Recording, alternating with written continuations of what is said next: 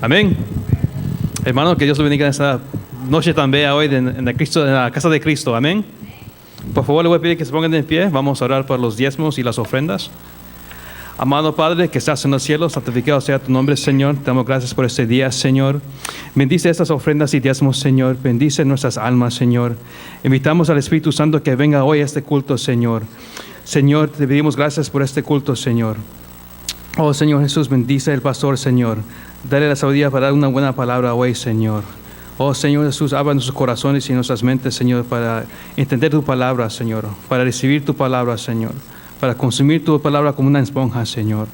Oh, Señor Jesús, te alabamos, Señor. Te pedimos que ayudes a los hermanos todos los días, Señor, en sus trabajos, Señor. Oh, alabado sea tu nombre, Señor. Te damos gracias por este día, Señor. Y amén.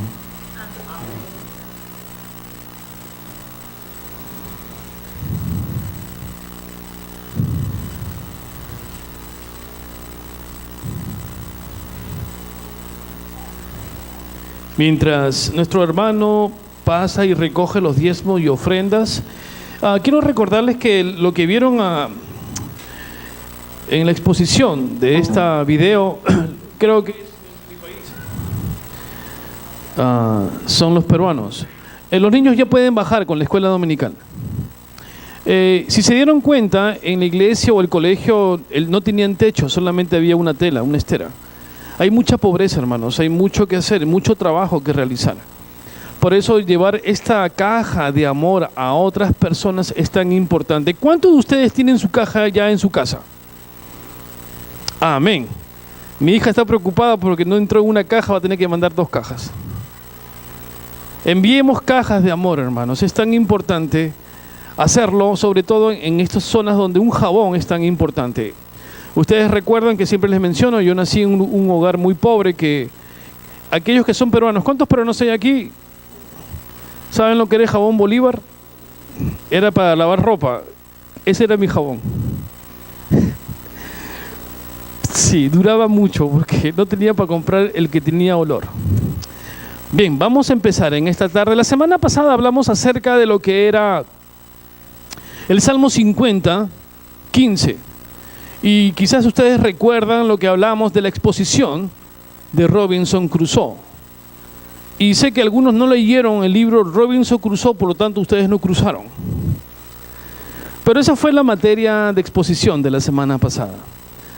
Esta semana el Señor ya anteriormente había hablado a mi corazón solamente con un versículo bíblico para encontrar de ello en este pasaje una mina de conocimiento que la palabra de Dios te expone a mí, a usted, y es claro en el contenido. Quiero que me acompañen en esta tarde, pues, al pasaje en Colosenses 1:27. Solamente es un pasaje, nos ponemos de pie en reverencia a nuestro Señor y leamos el pasaje al unísono.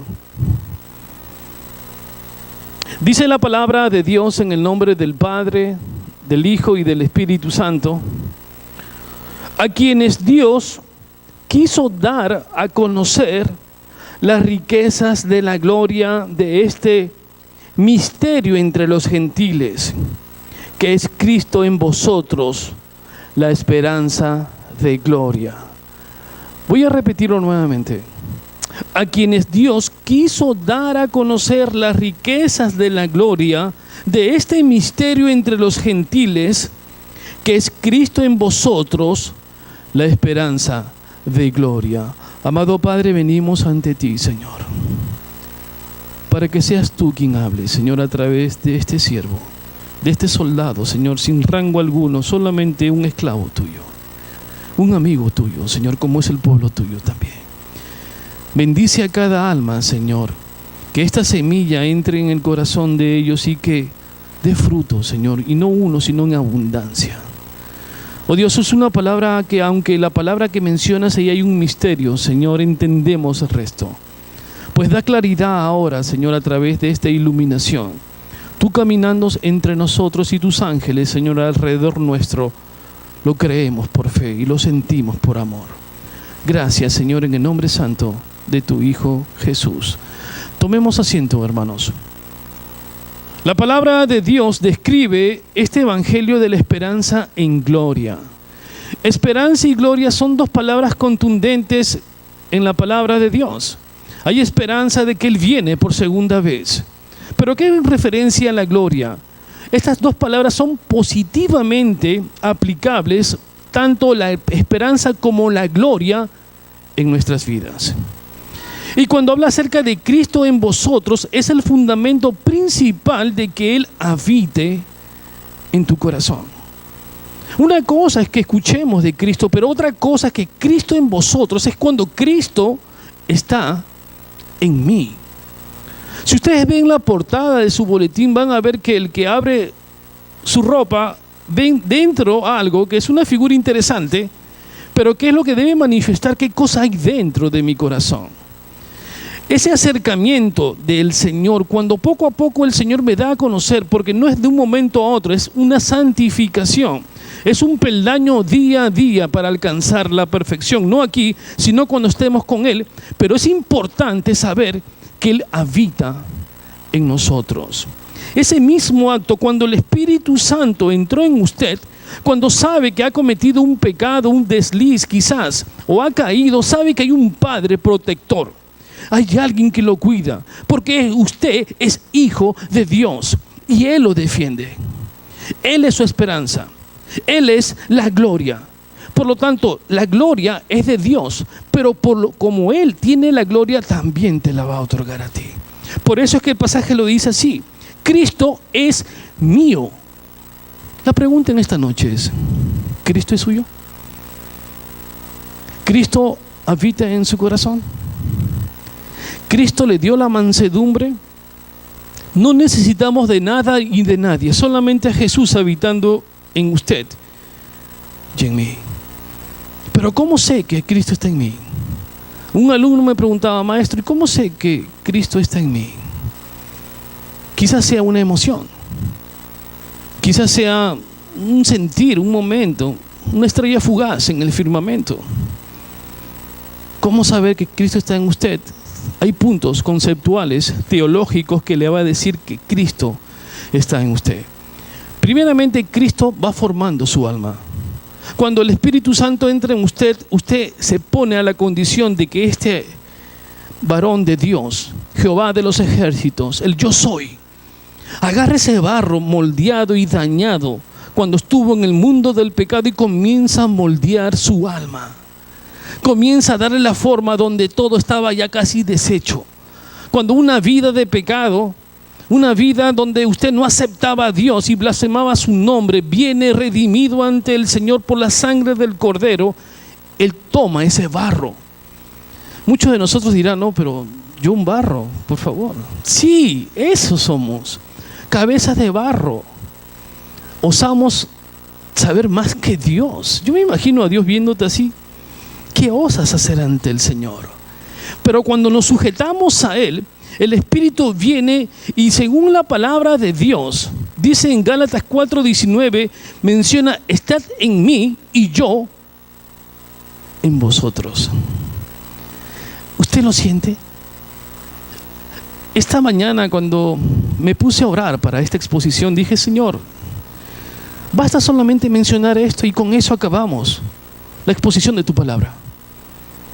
Estad en mí y yo en vosotros. Creo que es suficiente. ¿Qué más puedo darles? Y el Señor me abrió pasajes bíblicos en referencia a la misma cosa. Estad en mí y yo en vosotros. Dice Juan 17:23: yo en ellos y tú en mí. Yo en ellos y tú en mí. El versículo 26 dice: y yo en ellos.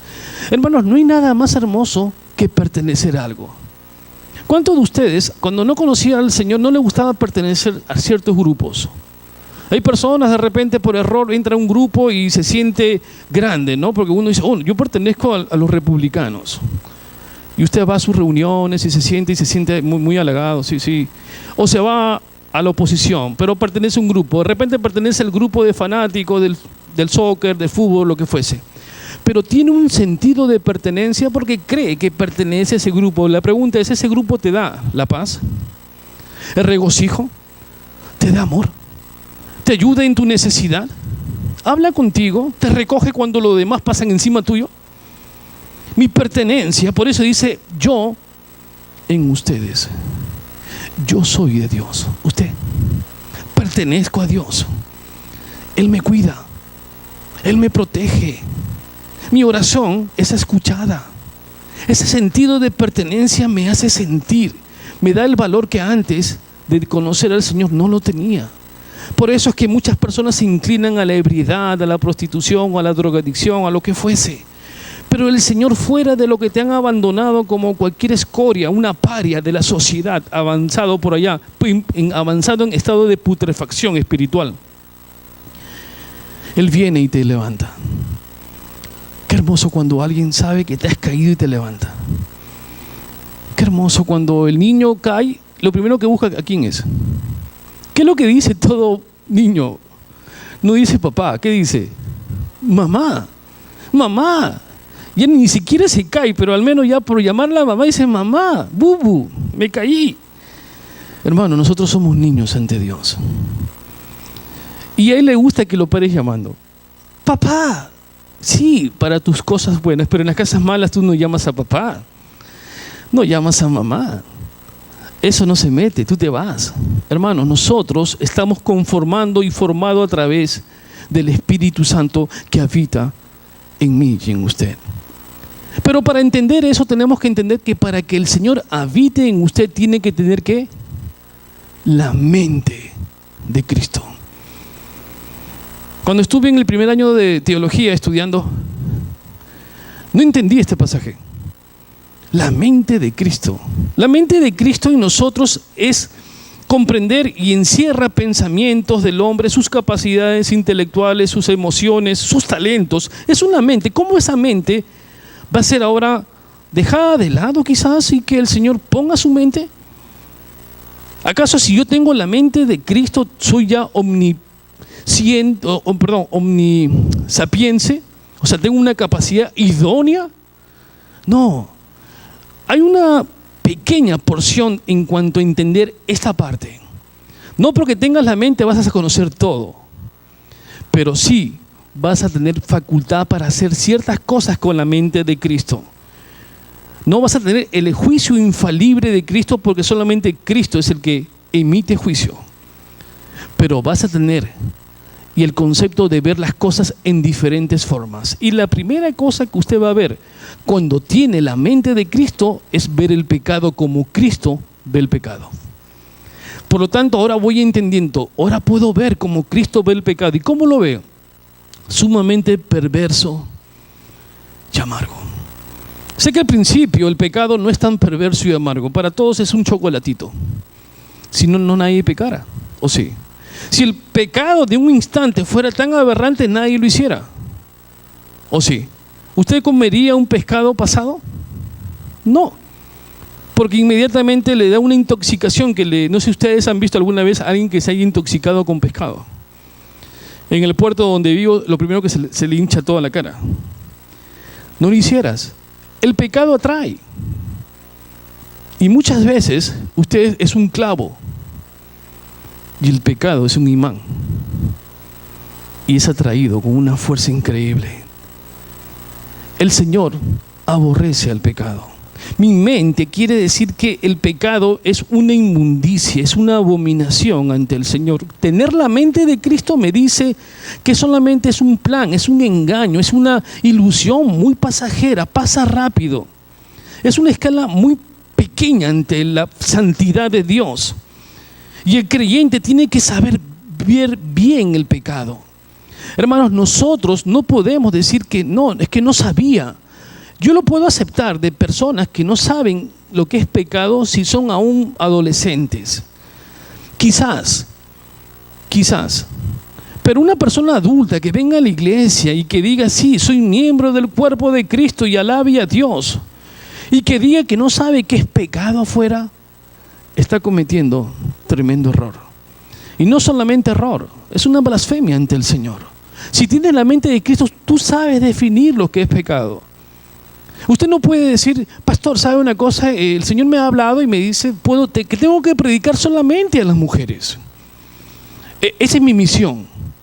¿Usted cree que el Señor le va a decir que Él no solo está trayendo el pecado, sino que Él ya anticipó? O sea, dice, voy a usar esto para llegar allá. ¿Se da cuenta? Sabe lo que es pecado. ¿Acaso no sabe lo que usted es pecado cuando de repente la internet ve la computadora y ahí sale una carita? Porque sí, efectivamente a todas las computadoras le salen. En la PC, ahí está. En su Mac, en su laptop, en lo que fuese. Y le dice, vivo a 5 millas de ti. Llámame. Y usted dice, Señor, eres tú. ¿Cómo vas a hacer que tú? No, te la envío para que la evangelices. ¿Tú crees que el Señor te va a decir, oh no, es que yo tengo que ir a evangelizar? No te engañes. Dios no puede ser engañado. No puede ser. Y de repente, como usted apretó el botón, le entraron 50.000 virus y le dice a su esposa, no sé qué ha pasado. De un momento a otro entró un virus. Claro, porque ella no sabe que has apretado un botón donde has permitido que entre todo eso. Y así como hay virus, a ti también hay virus en su vida y te está carcomiendo. El pecado debemos definirlo. El pecado existe y debes saber qué es pecado y qué no es. Hermanos, nosotros tenemos 2 lenguas. Nadie me dice nada. ¿Cómo que 2? Sí, tenemos la lengua con la que hablamos y tenemos la lengua del zapato. Usted puede alabar a Dios, pero la lengua del zapato está en otro lado. Puede estar lejos en sitios que no le corresponde. Tenga cuidado. Esas 2 lenguas tienen que estar en el sitio correcto. ¿No es así? Por lo tanto, el pecado debemos definirlo y saber que hay pecado, lo hay. ¿Que hay que odiar al pecador? No, hay que amar al pecador. Hay que ayudarlo. Si fuese así, si no me amara, entonces nunca hubiera llegado a la iglesia. En segundo punto, la mente de Cristo me deja ver el Evangelio. Puedo entender cómo lo ve Cristo. Cristo descubre glorias maravillosas en el Evangelio. Ve el camino de la salvación que Él mismo preparó. Él mismo preparó ese camino nuevo y vivo. Era un camino correcto. Él vino a morir para crear ese camino. Hermanos, aunque le preparó el terreno su primo hermano Juan el Bautista, Él preparó el camino nuevo y vivo para que usted transitara. Admiramos el Evangelio de la salvación. El Evangelio tiene poder. Si no lo tuviera, hermanos, no estuviéramos aquí. Hay poder en el Evangelio. Y el Señor lo ve así. Glorifica a Dios y me hace feliz saber que hay el Evangelio, que por Él soy salvo. Soy salvo. El creyente lo ve también igual. Lo ve igual. ¿Alguna vez usted se ha estado ahogando? ¿Quién se está ahogando como yo? Es una sensación terrible. Es terrible. Yo me estaba ahogando porque todos estaban tirando de una plataforma y aunque yo no sabía nadar, dije, bueno, si todos lo hacen, hasta el niñito, yo también me tiro. Y me tiro y tenía como cuando me metí habían como 7 metros y yo no podía salir. Es terrible. Uno se desespera, pero de repente alguien me sacó. Un niño de 8 años me sacó. Qué vergüenza. Mismo Tarzán salió él. Pero no me importa, el Señor me salvó. Qué sensación cuando usted dice, ahora Señor, sácame. Y encuentras esa mano. Ese es el Evangelio de salvación. Ese es el Evangelio de salvación. Se está ahogando, pero ahí está la mano de Dios. Hay poder en ese Evangelio. Hay poder porque la hermana dice que oró y el Señor y declaró en la oración que el Señor la iba a sanar y la sanó. El domingo pasado estuvimos orando por mi hermana que tiene 7 a 9 años en tratamiento de cáncer. Y seguimos orando por eso. Y ella se ha ido a la Florida, donde ella vive, contenta, saber que el Señor está respondiendo su oración. ¿Hay poder o no? Hay poder en el Evangelio. Y el creyente, cuando tiene la mente de Cristo, entonces ve el Evangelio con ese poder. Hay poder. Si no consigo de repente un trabajo, hay poder en el Evangelio. Señor, tú me das maravillas y lloro ante ti por un trabajo. Señor, si estoy enfermo, aunque un día tenemos que morir. Esa es una cosa que a veces uno se pone a pensar. Señor, si nunca me voy a enfermar, entonces, ¿cuándo vamos a morir? Pero es en el tiempo de Dios. Es en el tiempo de Dios. A veces uno no entiende, pero como dice la palabra, es un misterio. Y esos misterios solamente son para Dios. La mente de Cristo también me deja ver el mundo. Con la mente de Dios, igual que Cristo, Cristo sabe que lo que hay en cada uno de nosotros. ¿Cómo vemos el mundo? El mundo es una completa vanidad. ¿O no? Es una completa vanidad. Incomparable, no a una sonrisa de tu padre que te dice, pasa, buen siervo. El Señor pasó por el mundo y no hizo caso absolutamente a nada de las cosas terrenales, ¿o no? Él convivió con los más pobres. Él, cuando le preguntaron, no tengo ni siquiera una piedra para poner mi cabeza. Él no le satisfizo nada acerca de este mundo. Nada. Y el cristiano lo ve igual. Él dice, prefiero dejarle un buen conocimiento de la palabra a mi familia, un buen ejemplo a mis hijos. Es tu herencia. Y el hijo dice, papá, pero ahí tienes plata, pues, papá. Entonces usted tiene que enseñarle a su hijo que lo principal es tu comportamiento ante Dios. Yo les hago una pregunta, hermanos. ¿Usted, su hijo nunca lo ha visto orar usted? ¿Lo ha visto orar? De rodillas ante el Señor, clamándole. Y no ha venido atrás un chiquito de 3 años. Papá, ¿qué estás haciendo? Estoy hablando con Dios. Y el niño es así. ¿Dónde está? ¿Y usted qué le responde? Y usted le tiene que decir, hijito, ¿tú piensas en algo? ¿En un elefante? A ver, sí. ¿Y dónde está? Está ahí. Acá. Cristo está acá y acá. Y el niño entiende. ¿Se da cuenta? Es sencillo. Vemos el mundo, la tierra por donde caminamos es vana. Es luces fugaces, nada más. Estrellas que pasan por el firmamento. Hermano, el mundo, no usted comience a llenar su casa de cosas, no se va a llevar nada, ni siquiera su iPhone 5, que tanto lo cuidan. No se lleva nada, lo único que se va a llevar es la salvación, nada más, nada más. Y si alguien le dice, seremos salvos, la salvación se pierde, usted solamente dígale, no, el que se pierde eres tú. La salvación no se pierde. El cristiano, cuando tiene la mente de Cristo, también ve el tiempo distinto, ve el tiempo igual que lo considera Cristo. Cristo decía, conviene apurarme en hacer obras de las que me envió. Él vino a hacer las obras, o sea, Él vino a cumplir, no vino a hacer ocio. Los romanos tenían por costumbre el ocio. ¿Usted sabe de dónde viene la palabra ocio? No lo vea al hermano que sea ocioso, no piensa así. El ocio era entre comillas, una virtud griega en la cual el ocio era intelectual. O sea, era un ocio en el cual decía, vamos a ociosear. Y comenzábamos a reflexionar, ¿no?